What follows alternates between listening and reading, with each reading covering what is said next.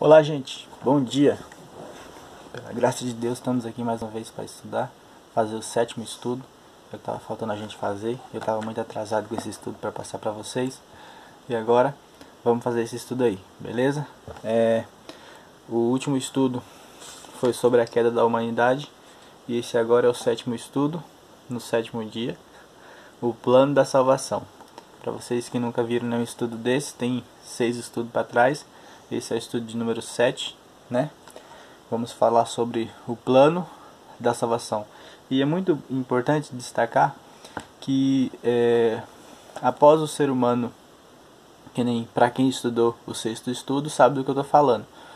Após a queda do ser humano, né? Não foi Deus não planejou ali, tipo, eles caíram, eles pecaram, eles pegaram do fruto que não devia pecar. Deus não chegou ali e do nada fez um plano. Olha, eu vou ali e volto. Vou ali desenvolver um plano para que vocês possam ser salvos. Não. Deus, ele é onisciente, no presente e no potente. Ele sempre foi eterno, né? Nós não somos a novidade ou a primeira criação de alguém que surgiu. Simplesmente Deus sempre existiu. Isso é uma coisa que a gente tem que deixar sempre na nossa cabeça. Nunca vamos entender tudo, mas em relação à nossa criação, em relação ao nós vamos conseguir entender tudo. Então, como criaturas criadas por Deus em um tempo determinado da eternidade, nós fomos criaturas suas feitas para o adorar. E quando chegamos a cair, um plano já existia, né? Um plano já existia. Se o ser humano caísse, se o ser humano não conseguisse ser fiel, haveria um plano para que o ser humano fosse salvo e pudesse alcançar de novo, né, a eternidade. Então, não foi um plano desenvolvido do nada, foi um plano, já era um plano eterno, assim como para que outras criaturas também de Deus que não conseguissem, né, ser fiéis, também havia, né? Tem estudos muito bem aprofundados, claro, com os livros que temos, nós adventistas, que fala sobre que em outros planetas, em outros lugares criados por Deus, também havia planetas e lá também havia a árvore do conhecimento do bem e do mal, mas só que eles não tocaram e que eles não transgrediram. Então, o plano da salvação sempre havia, sempre houve, para todo aquele que transgredisse, né? Então, vamos lá.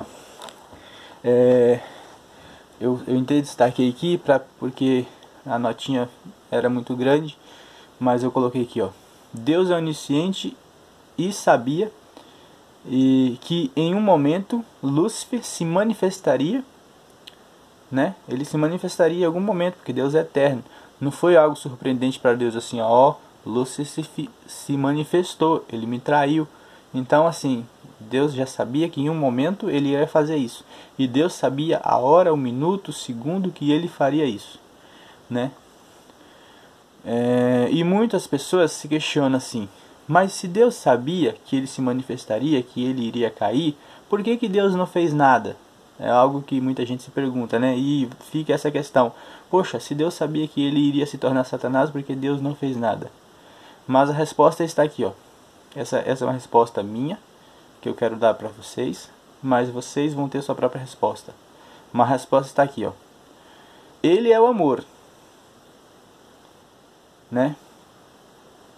Então, tudo aquilo que não é amável, tudo aquilo que não é de boa, de bom, tudo aquilo que não é do amor, são das trevas e não pode habitar com amor ou com a luz. Então,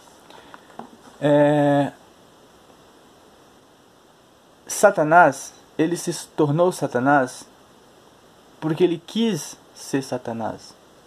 Porque a fidelidade de Deus, mesmo Deus conhecendo o futuro, ele manifestou, sabendo que Satanás ia cair, sabendo que ele ia pecar, Deus continuou sendo Deus.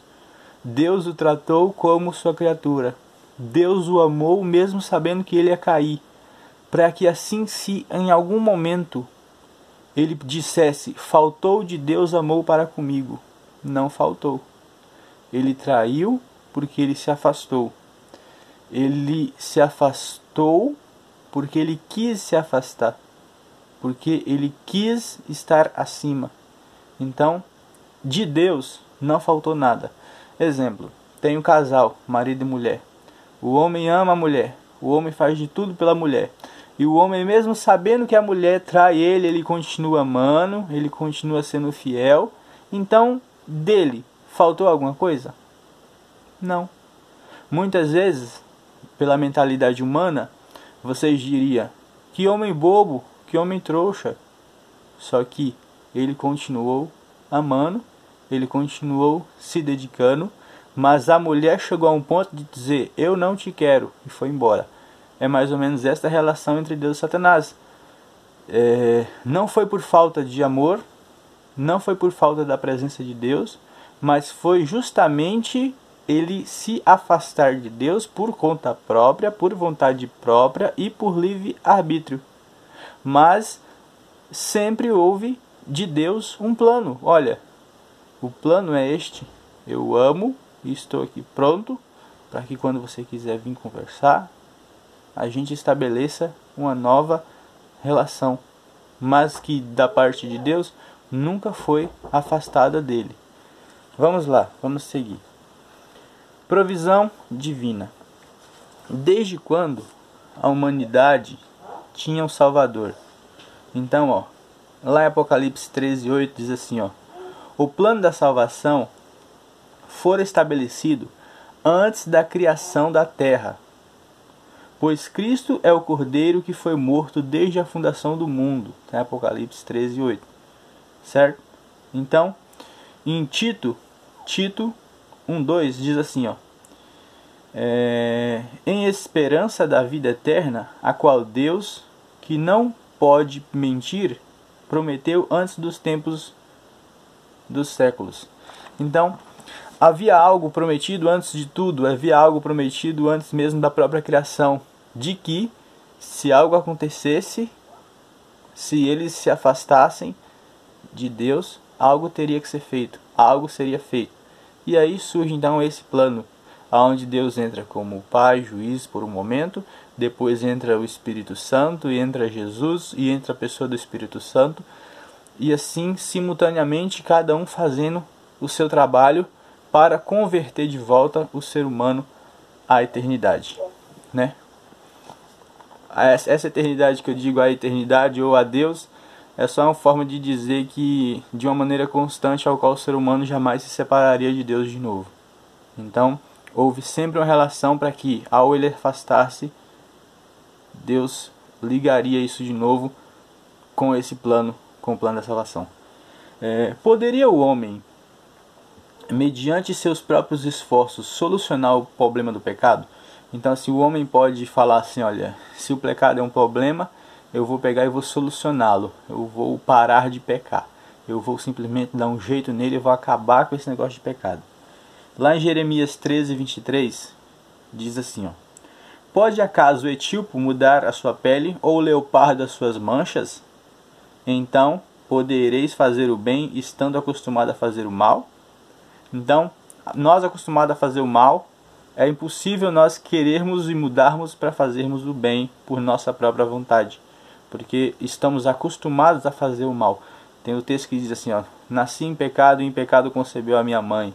Então é necessário que essa mudança venha do nosso interior, parta da nossa mente, e que o auxílio de Deus nos ajude a voltar às primeiras obras que seriam de um ser santo.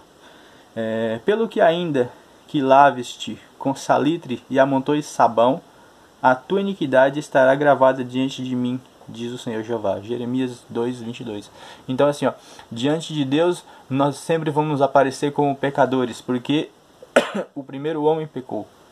E todos nascidos de um homem de pecado, nasce pecador.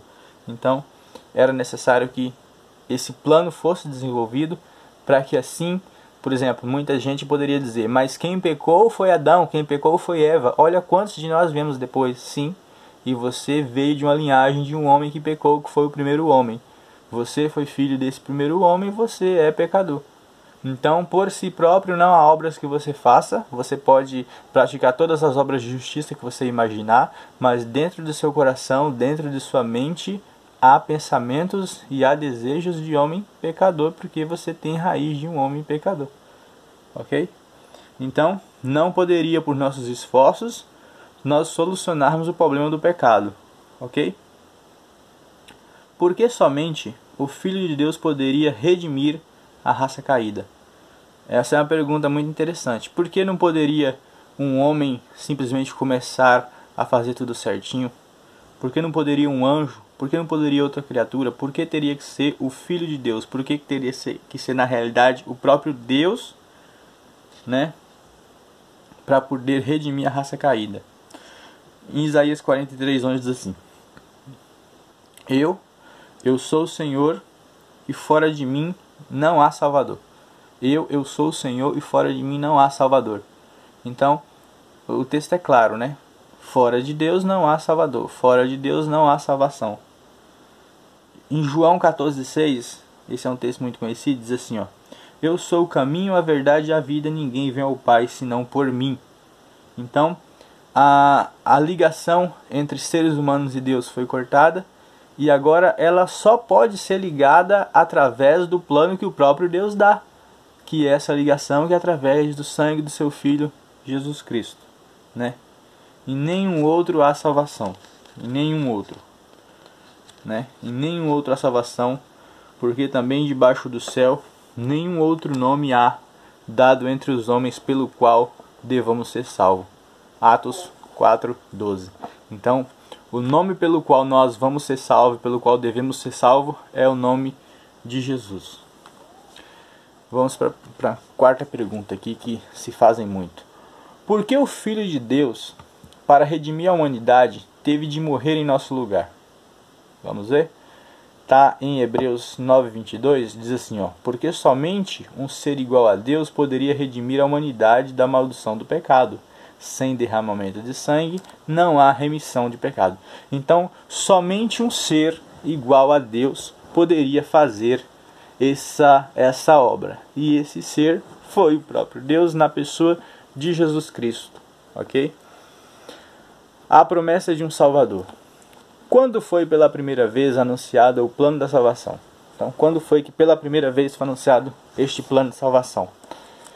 Está lá em Gênesis 3:15, né? Assim que o ser humano pecou, Deus foi lá, e aí o homem já fala, Deus fala, Adão, onde está você? E aí Adão se pronuncia, dizendo que estava escondido, porque estava nu e estava com medo. Ou estava com medo e estava nu. Por isso que ele se escondeu da presença de Deus.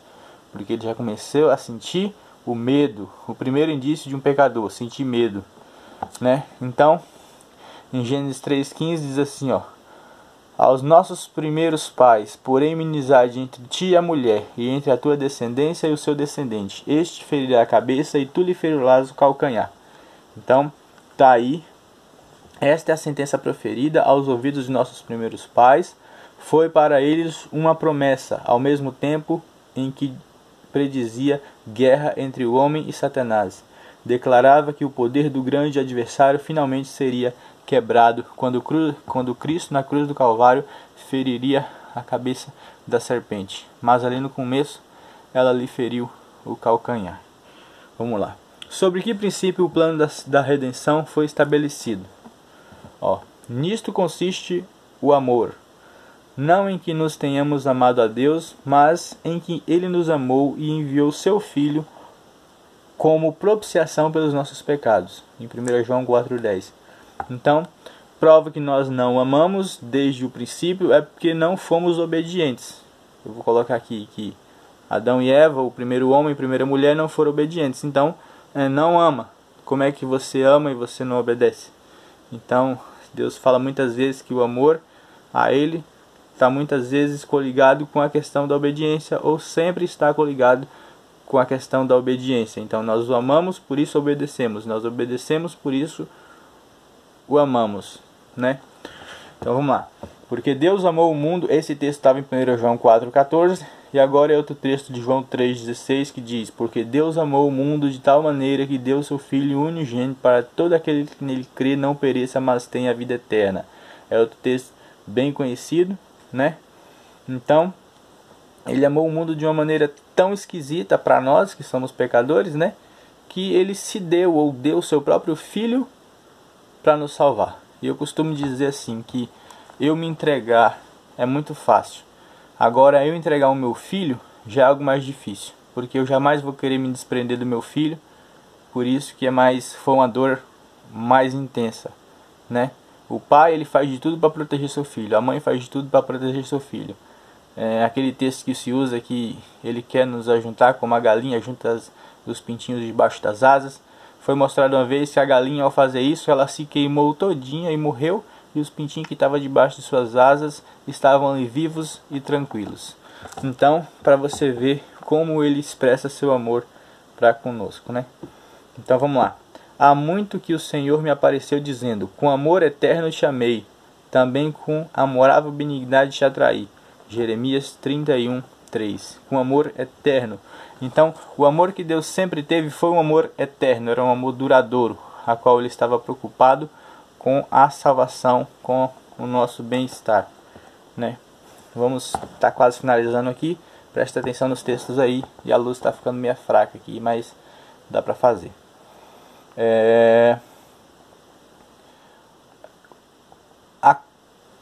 A quantos é oferecido gratuitamente o maravilhoso plano da salvação? Então, o plano da salvação é só para alguns? Não, o plano da salvação é para todos. Mas vamos só ler aqui o texto de Apocalipse 22:17.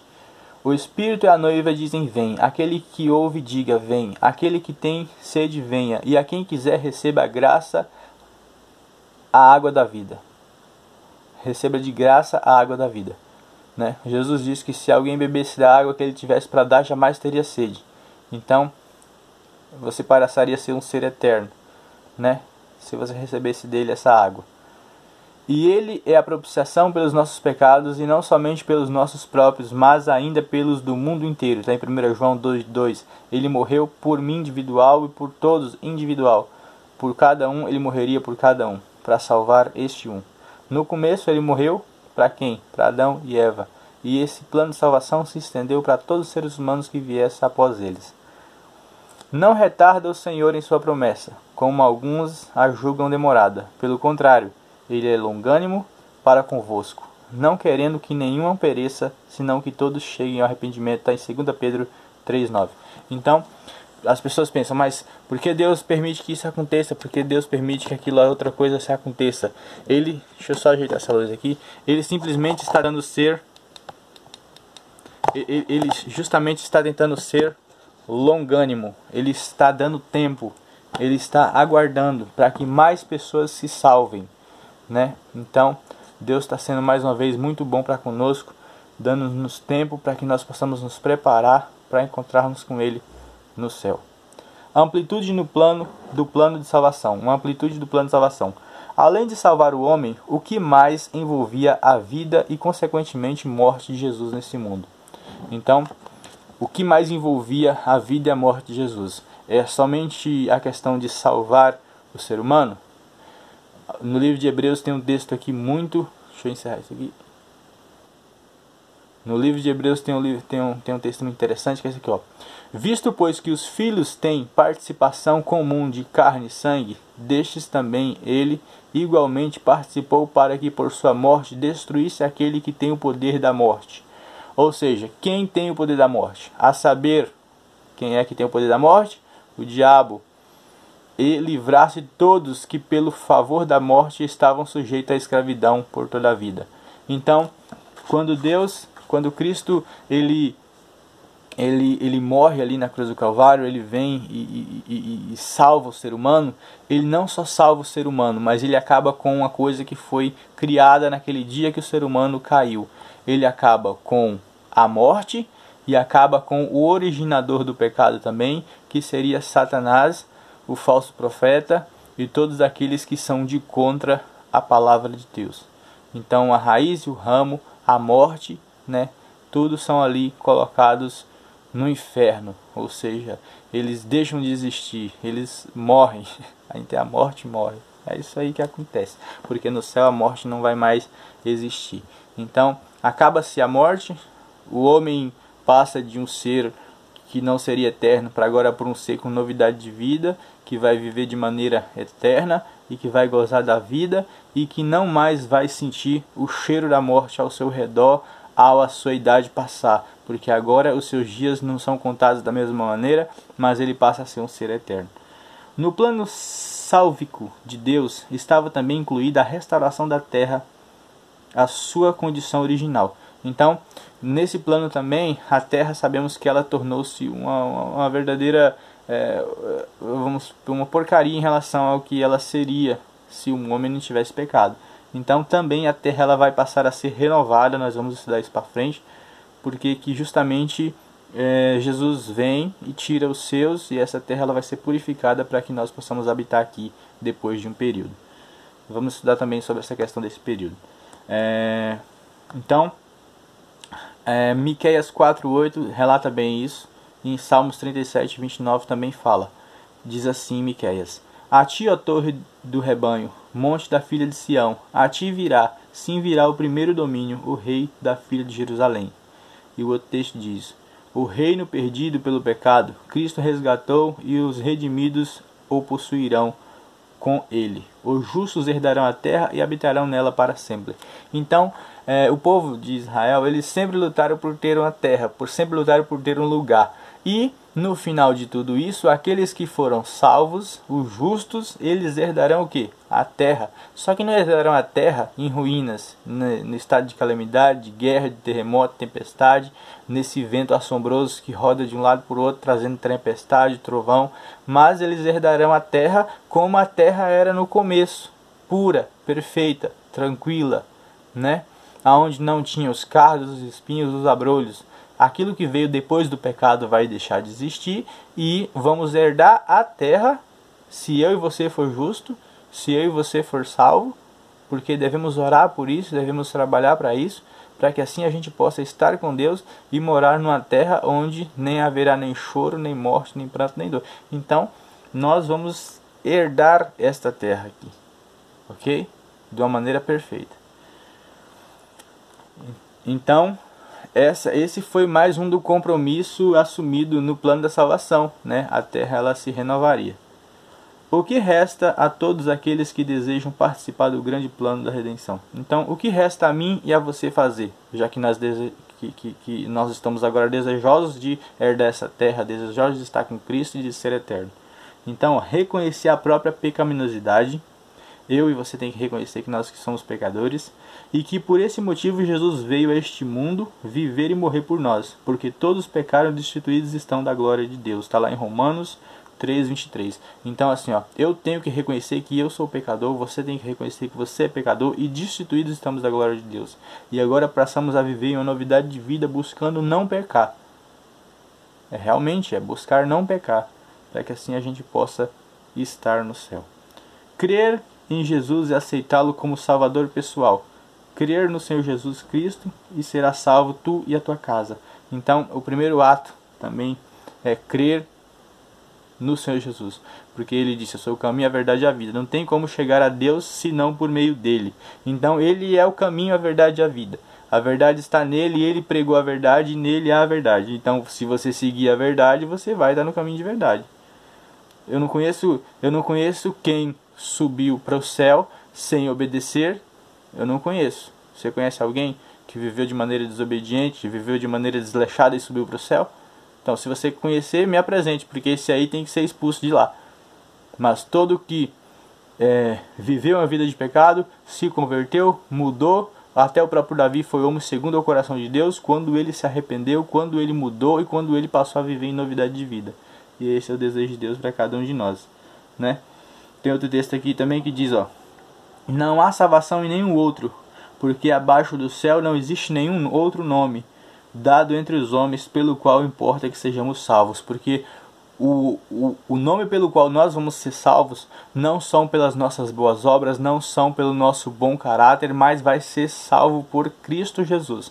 Então eu não vou alcançar pelos meus méritos, eu não vou alcançar pelas minhas obras, mas eu tenho que executar as obras mediante a crença que eu tenho no Filho de Deus que me resgatou. Então, uma vez resgatado, eu estou resgatado, eu estou liberto do pecado e agora eu passo a viver em novidade de vida, executando as obras porque eu fui salvo, né? Então, permitir que o Espírito Santo nos guie. Quando vier, porém, o Espírito da verdade, ele vos guiará a toda a verdade, porque não falará de si mesmo, mas dirá tudo o que tiver ouvido e vos anunciará as coisas que hão de vir. Está em João 16:13. Pois todos que são guiados pelo Espírito de Deus são filhos de Deus. Está em Romanos 8:14. Então, ser guiado pelo Espírito, ir aonde Deus mandar, fazer o que Deus disser que nós temos que fazer, né? Então, essa questão não é controvérsia ao nosso livre-arbítrio, porque eu tenho a escolha de querer fazer o que Deus manda ou não querer fazer o que Deus mandar. Satanás escolheu fazer o que Deus não queria que ele fizesse. Ele era muito feliz ao fazer o que Deus fazia, durante um tempo ele foi muito feliz, mas o problema foi que ele se afastou de ir e fazer aquilo que Deus falava para ele fazer. E aí ele passou de luz para as trevas. E isso não deve acontecer nem comigo e nem com você. A nossa lanterninha aqui está acabando, meu rosto está já ficando meio escuro, mas esse foi o estudo de hoje. Que Deus possa abençoar você e sua família. Estude os outros estudos e depois eu vou colocar os próximos aí para não ficar muito carregado. Um abraço, até mais e falou!